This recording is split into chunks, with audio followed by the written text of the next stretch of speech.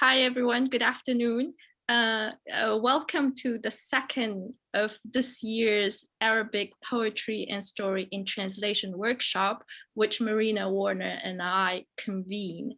I looked up, I don't know for what reason, I looked up our history and I realized, Marina, we started this series in at the latest 2017. I believe. So Marina is really the ringleader of this series of workshops, and I'm the sort of like, I come in as support, right?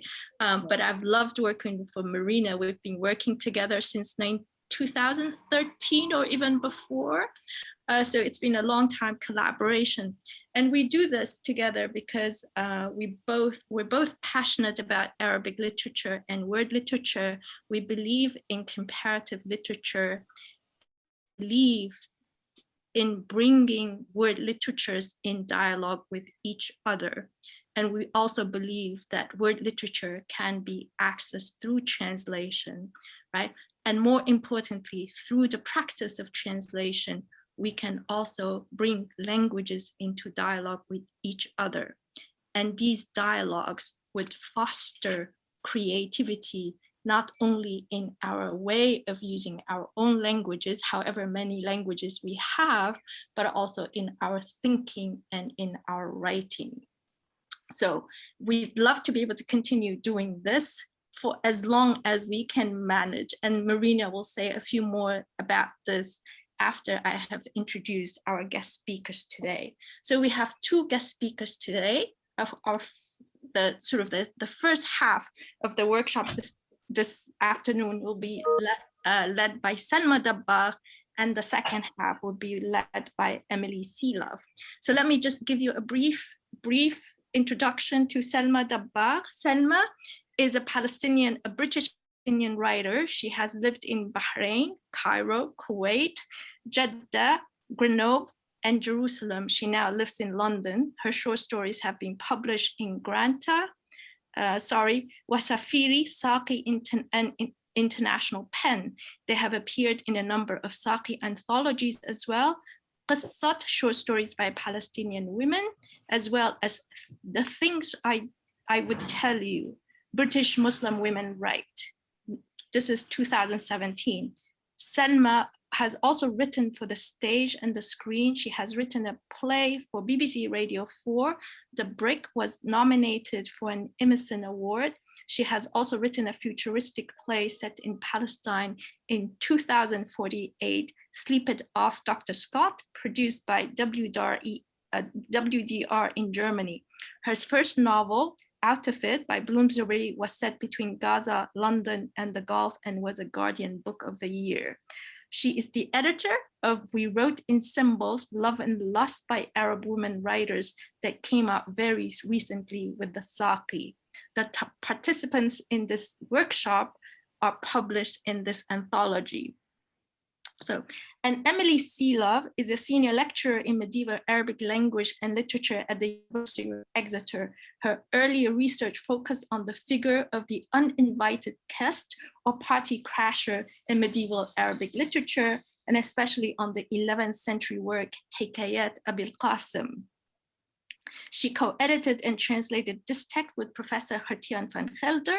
Her translation of another 11th century book of party crashing is titled Selections from the Art of Party Crashing in Medieval Baghdad, in medieval Iraq. She recently edited a co-authored textbook to introduce beginning students to the city of medieval Baghdad, Baghdad at the center of the world, 18th to 13th century, and has also created a collection of cartoons titled Popeye and Curly, 120 Days in Medieval Baghdad to accompany this textbook. So thank you both very much for coming, and I'm sure I will enjoy the events and your exercises, right? And I'll let Marina say a few words. Thank you very much. Thank you, Wen-chin, for excellent introduction to our wonderful speakers. And I want to thank Hannah very, very much for her organization of these two workshops, because last week, unaccountably, I failed to say that. And she has absolutely made them possible. And they're not so easy to put together, actually, in this digital time. I just wanted to endorse really what Wen-chin said, but to say that I have a particular special pride in this splendid anthology of women's writings about love and lust and sex, and because Selma has been a regular attender of our workshops. And so though I don't want to lay a false claim to, Not false. to your work, I do feel that you have produced the first fruit of our mutual endeavor, which was to try and break down the barriers between what people think of as literature that one reads for pleasure at home and interest and the Arab Islamic world, which for some reason has been kept, well, for obvious disciplinary reasons. The departments of literature are separate from the Oriental languages departments. And so there's been very little exchange and conversation between them. And we very much wanted to break down that particular barrier. And you've done it very, very brilliantly, but also by singling out the women writers.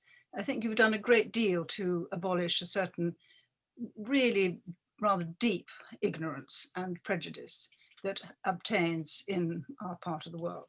And one of the very first books that we discussed in the workshops was The Consorts of the Caliphs, one of the Library of Arabic Literature volumes, which is a series of biographies of women poets. And I, for one, was astonished that there were 40 named women poets from a very early period, the Abbasid period, so which Ibn Sa'i had actually chronicled. Some of them are in the anthology. Fadl is in the anthology and others. So that seemed to me to tear aside a veil of ignorance that had been obscuring our knowledge, our pleasure, our understanding. That's over to you now. Thank you. Well, thank you very much, Marina, Wen-chin. I mean, I really, I can't stress enough how influential attending both. It was both this series of workshops, which is a poetry and Arabic literature Arabic literature and poetry workshops. I've got that right.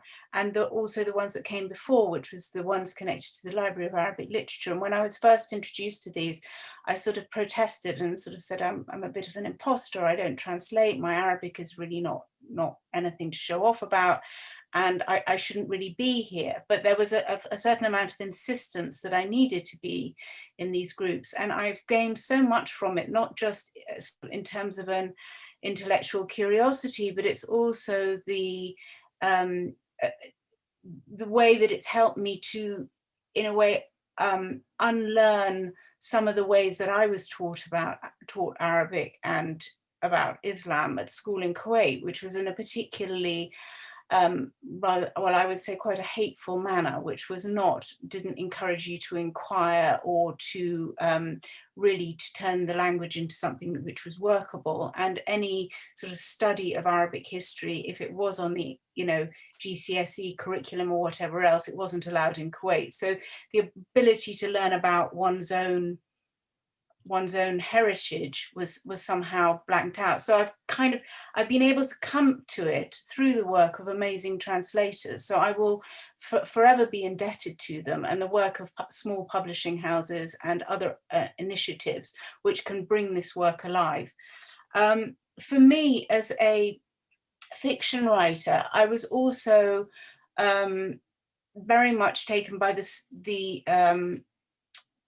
one of the issues that I try to bring up in the anthology in the selection of pieces, and why I thought that love and lust and sex were particularly of interest, is in a way that they show on some levels how Europe and the Arab world have kind of traded places at different points in time, in terms of periods, in terms of liberalities and taboos, and how stories have managed to exchange between the two, and that love works as a kind of as an equalizer. So, and it was just for somebody from two mixed backgrounds, I'm always trying to look for points of connection rather than points of discord, which are normally the ones which are stressed.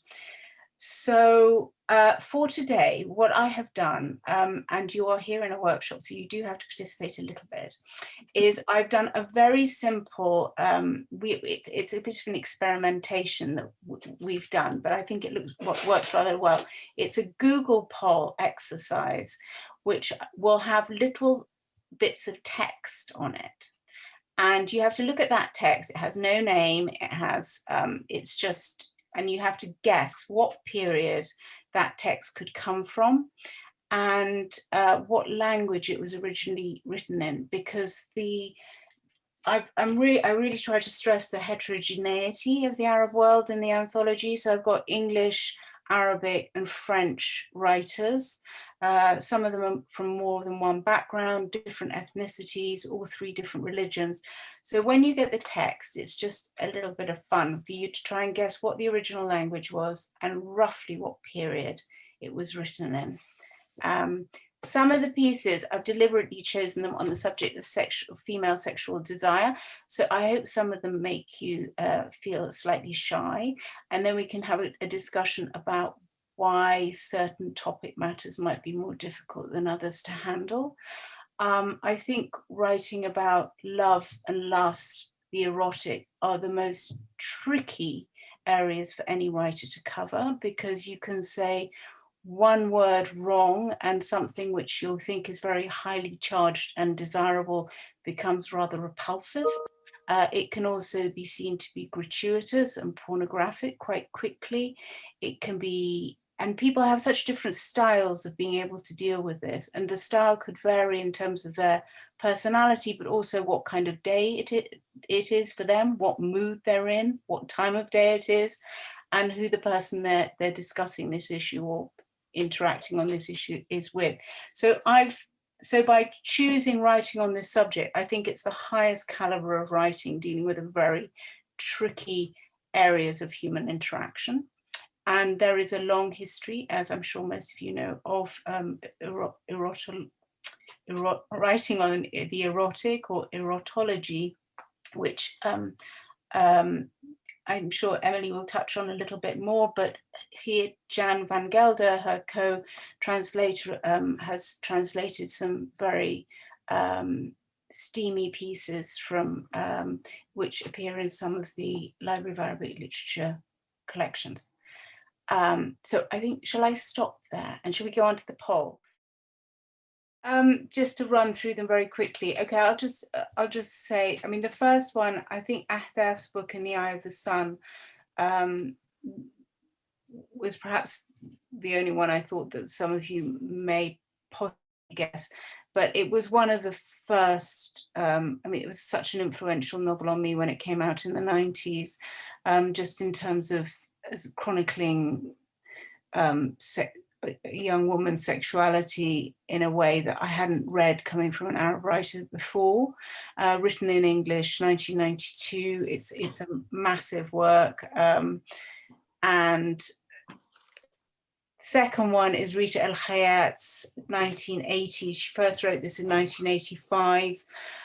It's called La Liaison, or The Affair. She wrote it in French under a pseudonym. Then she revealed her own name much later in the late 90s, I believe, and it was republished in English quite recently. The third one is an Abdullah Al-Uzhari translation of an Andalusian poet, if I remember rightly, and I don't know, Emily, if you know, do you know anything about the Andalusian period, but whether Ektimat Arumakia, my understanding is her husband at the time was imprisoned in the north of Morocco, and she was in Andalusia, and this was a sort of cry for him to come back from political exile. The next one following is a very recent one. It was written for the anthology by a British Syrian writer, I believe, Yusra Samir Imran. The one after that is by a French Tunisian writer, a Jewish writer, Colette Felou, who set this piece in Tunisia. after that, Khulud Khamis, who's a Slovak Palestinian writer who's based in Haifa and has been very politically active over recent weeks. The piece was written again for the anthology. The next one is Isabella Hammers, prize-winning, sort of, again, one of these sort of massive, I think Zadie Smith compared it to Stendhal, and sort of a great sort of 19th century novel of a book, The Parisian, which is set in Palestine from the 1920s, about a relative of Isabella's who was from Nablus but went to live in Paris for while he was training, and then returned to Nablus. So it's the account of The Parisian is the title, the name given to him in that city. The next one, Laura Hannah, Communion. She's a very young poet who's got 2 poems in the anthology. She came to me via Sabrina Mahfouz. Shuru Kamin, the next one, is actually more of a visual artist than, well, she's both, but she writes poetry as well, but she's very well known as a visual artist and as an advocate for women's rights. She lives in Kuwait. She actually went to school with me. She was a couple of years above me, and you should look up her. I've got some of her pictures which are in the slideshow for the talk tonight, but that's one of her poems, one of many. And then the last is Al-Ward al-Ajlaniya, Umayyad poet, who wrote this. Is less about female desire than the failure to realize it. So that was it. I hope you found that as gave some sort of insight into the type of work included within the anthology. I say who won, or is it not really about that? I can leave it. We know that of course we know. We want to know. I know. Ali Porteous is the winner with 9 points. Good. Fantastic. There you go. That's fun. Selma, you're still, yeah. So we've got your next exercise now, haven't we?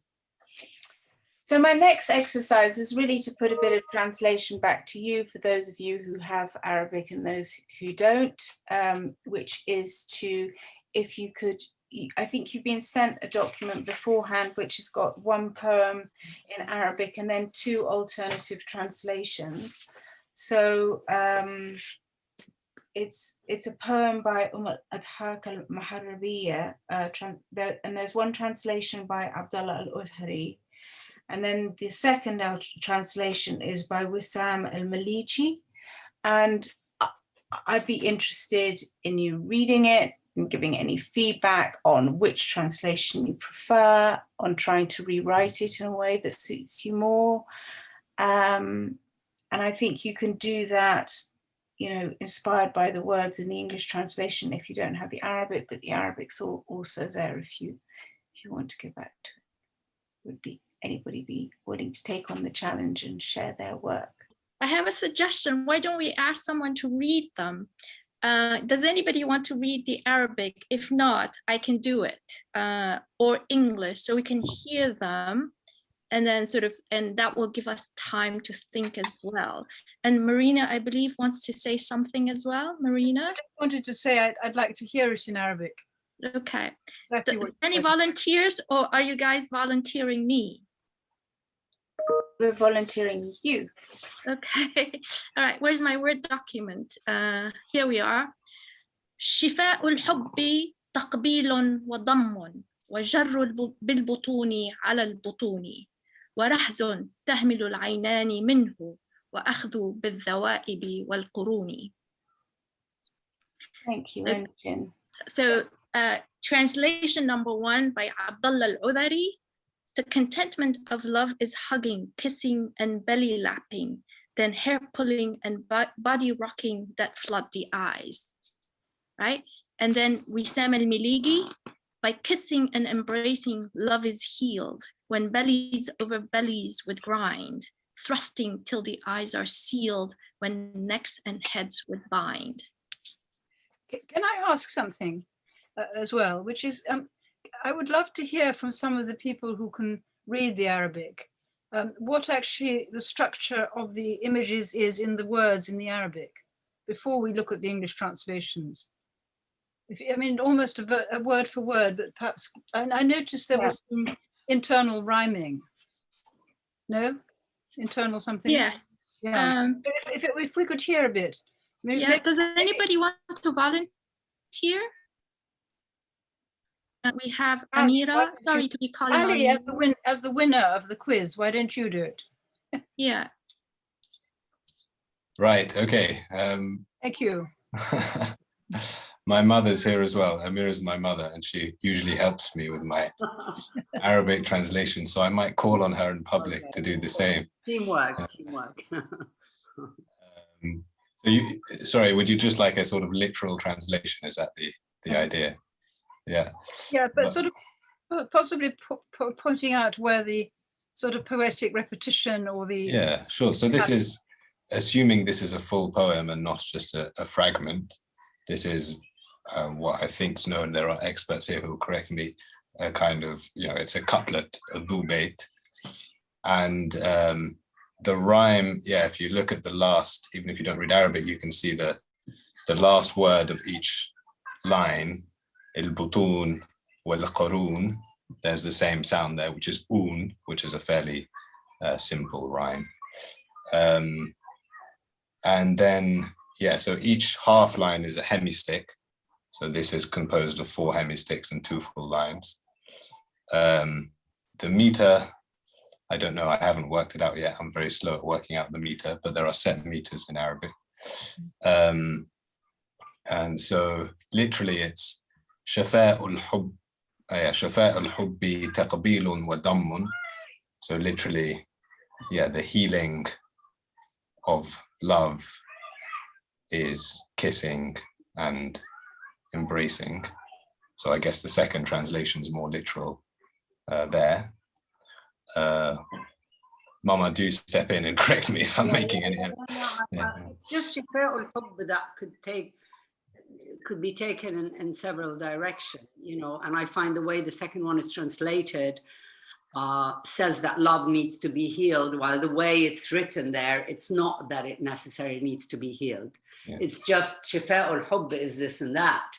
So it's a kind of a remedy for it, but there's a difference between it being a remedy and it needing to be healed. And I would say in the second translation, the healing for me is not necessarily in the original.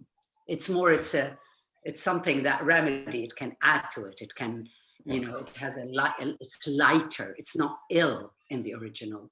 There's nothing to heal. It's just more to, yeah. And that's how I feel it. Yeah. That's why it could be as well sort of the idea, the healing power of love. So yes, I would. It doesn't have to be the love that needs to be healed. The love's also doing the healing. Yeah, exactly. Yeah. So yeah, taqbilun, kissing, and wadamun, embracing. وَجَرُّ بِالْبُطُونِ عَلَى الْبُطُونِ. So that's probably also the internal rhyme you'd also heard, which isn't really internal rhyme. It's just repetition because it's the same word, like bellies over bellies would grind, or belly lapping, which is a word I've not come across in English.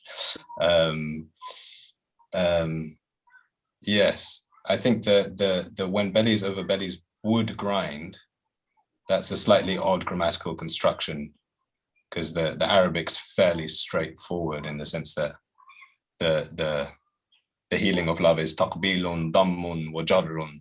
It's all a list of things. So that's slightly lost in the second one, although by repeating it over both lines, it's a stylistic choice. This second line I struggled a bit more with. Is that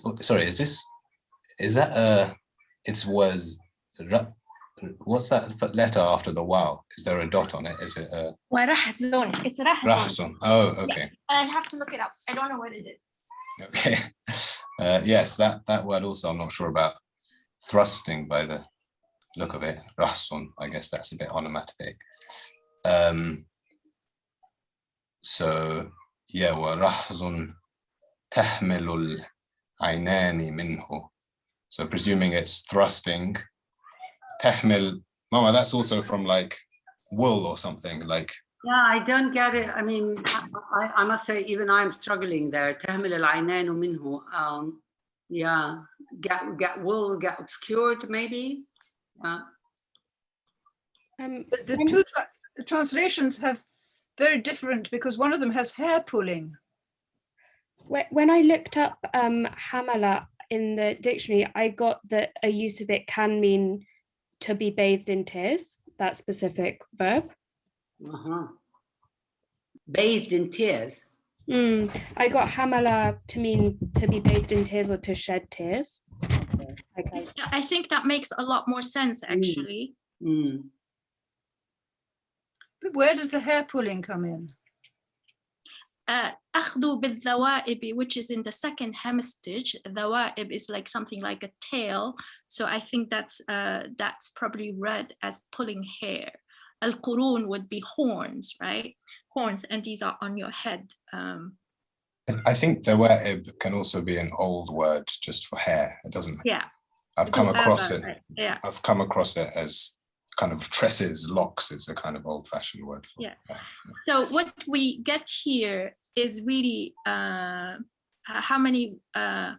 We only have one verb in these two lines, which is tahmilu al-aynani, right? And tahmilu here meaning the eyes are flooded with tears, right? And the rest are all nouns, but more particularly verbal nouns. So what you get is really a sense of not necessarily, let's say, not necessarily narrative.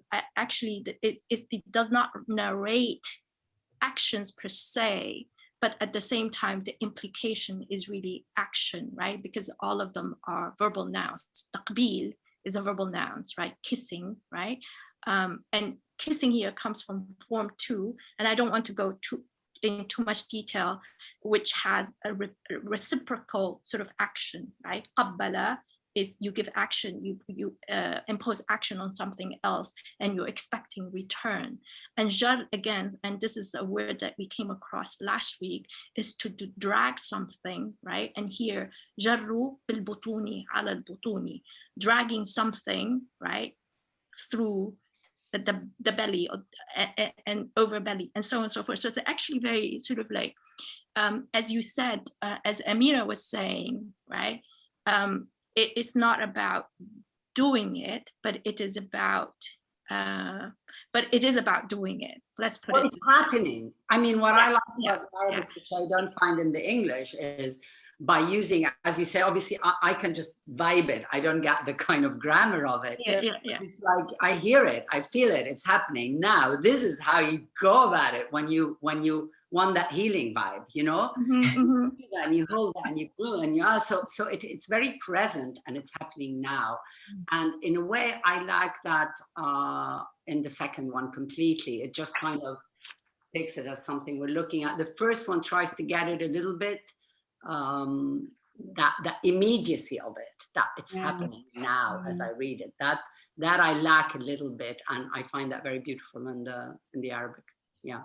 Can I ask you all a question, which is that in English there are words for that area that's here, the belly, and I just wondered if the word in Arabic is a word that, I mean, for example, in the Song of Songs in the Bible, it says, "Thy belly is a heap of wheat set around with something," which is an erotic image. But on the whole, belly doesn't quite have that. I mean, I wondered if are there other words for that, you know, part of the body in Arabic? Butun is the only one I know of my Arabics. I'm sure there are. It's the only one I know. It should have. Wish Khatian is here. It's just a question. Check button for us. Yes. Left me. You could probably just say body, which sounds a bit sexier. Yes, I think so. Who said that? Me. Emily. Emily, yeah. I think it's got less. Belly is quite anatomical and sort of. I don't know, because it has Batin in it, which is the hidden, the unknown. And for me, in a way, I'm sure there are other words. I mean, I'm not the expert, I'd have to look it up. But I feel that the use of the word al-butun, bil-butun, although it's so kind of, it contains as well the inside, the mystery, the Batin, the unknown, the not zahir. And I like that. I feel it as well, for me anyway. I think it's a choice, rather a lack of possibility. Yes. So you can say, I think Mara does the sort of the more like your gut in Arabic, like a more sort of anatomical word, whereas button is almost So let's come to the word that is no longer used in modern Arabic, which is ras. Right, and if you looked it up, you can't find it in Hans Wehr, right? And this is where you get the action and movement, right? To shake, to tremble, right? And more particularly, this is related to the sexual act between man and woman, right? So I just looked it up. So this is, I think this is much more explicit, right? Not explicit per se, but much more relevant, right, to the kind of images that we see, right? So, if I may just add a last point on the anatomical side of things that Marina was asking about, it's very common in Arabic poetry to like very specifically mention certain bodily organs. So you'll hear a lot about livers being kind of exploded in love, or guts, hashul, being kind of pierced by the spears of the beloved. And translators struggle with these, because obviously if you say, you know, the lover's looks pierced my guts, it doesn't really work. So often you find translators translating specific anatomical parts like liver, like guts, just as inside or heart. Although in English as well, traditionally, of course, the liver is the center of the passions. So I think there's a broader debate to be had here about kind of anatomical specificity and their range of meanings. yes. And does that relate to slightly, am I right that shifa is the same word that is used in Arabic medicine of that period? I think is that Ibn Sina's work entitled the Shifa. Yes. Kitab al-Shifa, yes. Yeah, you mentioned Jan. I actually showed him this poem. I know he can't come to this side, and he did read it as being that love is a disease and the cure for it is sex. Like quite a cynical statement, because of course love is a disease in medieval Arabic literature a lot of the time. So you can't sleep, you can't eat, you lose your color, and the cure is to have sex. Well, yeah, Victorians thought that was his interpretation anyway.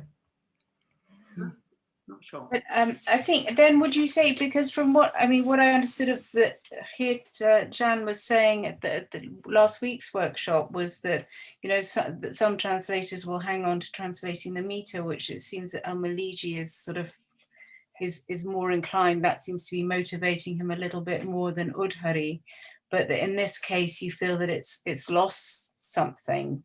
You've lost the immediacy by trying to stress the meter. Do you think it's fair to conclude that?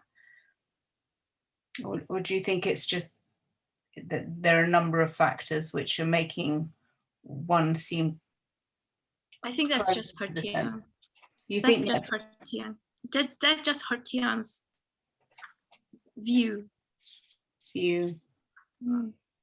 I think one could make an attempt to reproduce something of the what I heard when you were reading it, not understanding it, but which is that the actual thrust of the meter, which seems to me to be quite sort of sensible in itself. I mean, maybe it's just a classical meter and it doesn't always carry the sense of moving forward, you know, in this rather kinetic way. But I would have thought that if you laid it out like that, as in the Arabic, and tried to get a sense of the pounding and thrusting across, with the solace at the end, which is about tears, but nevertheless might be the tears of catharsis, the tears of satisfaction.